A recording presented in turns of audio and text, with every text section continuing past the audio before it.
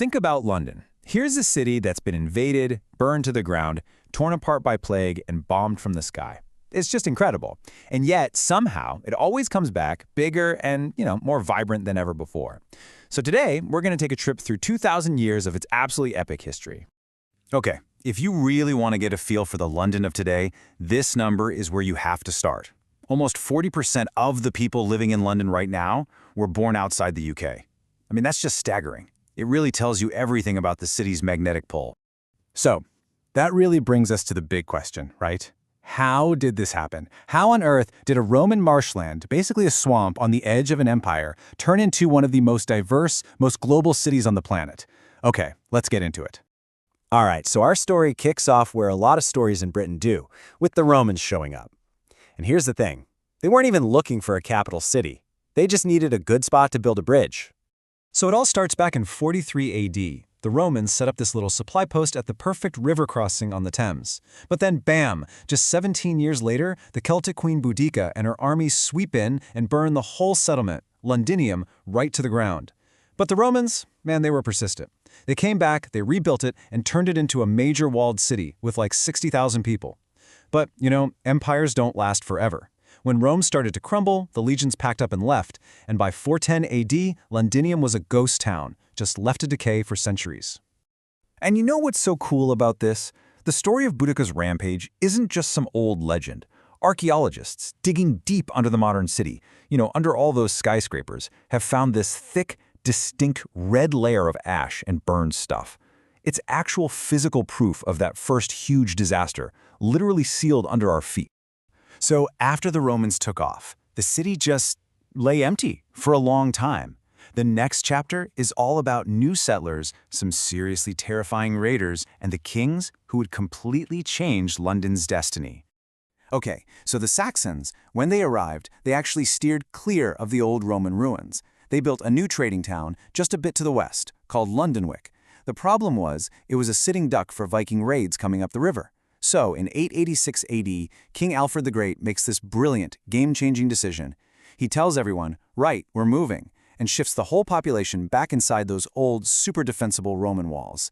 He renames it Londonburg, which basically means London Fortress, and that move, it absolutely saved the city. All right, the next huge shakeup happens in 1066.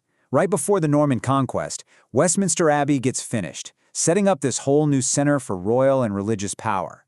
So naturally, when William the Conqueror rolls in after the Battle of Hastings, that's where he gets crowned. But he's got a problem. How do you control this fiercely independent commercial city? Well, his solution was to build a massive, intimidating stone fortress right on its doorstep, what we now know as the Tower of London. And this one move created a divide that's lasted ever since. Westminster had the political power, and the City of London had the money. So, medieval London is booming. It's growing fast. But it was about to face two of its biggest tests yet. We're talking about disasters that would wipe out a huge chunk of its people and its buildings, but in the end, would fail to break its spirit. First up was the plague. In 1348, the Black Death hits London, and in just 2 years, it's just devastating. It killed an unbelievable number of people, at least 40% of the city's population, maybe even more.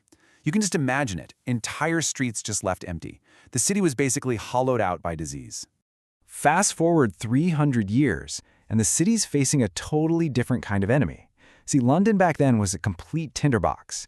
The buildings were all wood and straw, just crammed together in these narrow little lands. The top floors actually hung out over the street, almost touching each other, creating these dark tunnels that were just perfect for a fire to jump from one side to the other. And then, in 1666, what felt almost inevitable happened. A fire starts in a little bakery, and it just rages for 4 days straight. The scale of the destruction is hard to even wrap your head around. A mind-blowing 85% of the wall city was just gone, wiped off the map. But, and this is the story of London, right? Out of those ashes, a new, much more resilient city began to rise. New laws were passed saying all new buildings had to be made of brick and stone, no more tinderboxes. The great architect, Christopher Wren, was put in charge of rebuilding the city's churches, and that whole project led to his masterpiece, the incredible St. Paul's Cathedral. Its dome would define the London skyline for centuries to come. Okay, so with a much safer, rebuilt city center, London just explodes. It enters this period of unbelievable growth. It becomes the engine of a global empire, the heart of the Industrial Revolution, and basically transforms into the biggest and most powerful city on Earth. I mean, the pace of change in the 1800s was just breathtaking. The population skyrockets from 1 million to over 6.5 million in just 100 years. This era brought some incredible innovations, too. You had the Great Exhibition in 1851, showing off Britain's industrial power to the whole world. And then, in 1863, London came up with a wild solution for its clogged streets, the world's very first underground railway. But, of course, there was a dark side to all this progress. For every fancy mansion in Mayfair, there were miserable slums in the East End. The author Charles Dickens, he captured this reality perfectly, didn't he? He wrote about the workhouses, the child labor, and that shocking, brutal contrast between the immense wealth of an empire and the desperate poverty so many people lived in. The 20th century was going to test London all over again, this time with world wars and the end of its empire. But, true to form, the city would just reinvent itself, becoming the diverse, global powerhouse that we know today. The Second World War brought the fighting right to London's front door. During the Blitz, the city was bombed almost every single night. The devastation was just immense. Over 1 million buildings were either damaged or totally destroyed. It was a true trial by fire that completely reshaped the city's landscape and its whole psyche. After the war, London was flat broke and its empire was falling apart. But this is where a whole new chapter begins. People from the newly independent Commonwealth countries, starting with the Windrush generation in 1948, started arriving to help rebuild the country. And in doing so, they created this new, multicultural identity for the city. By the 1960s, that energy helped create swinging London, which just exploded as a global capital of culture. And then, by the 80s, the city had done it again, reinvented itself, this time as one of the world's leading financial centers. And the result of all these centuries of change and migration? Well, today there are over 300 different languages spoken on the streets of London. It just goes to show you that the diversity we see now isn't some new thing. It's really just the modern chapter of a 2,000-year-old story of a city that has always been a magnet for people from all over the world. So from a Roman outpost to a global metropolis, London's one constant has been change.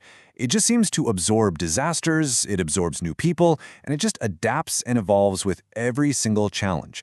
Which kind of leaves us with one last thing to think about, right? What on earth will the next chapter of this incredible story look like?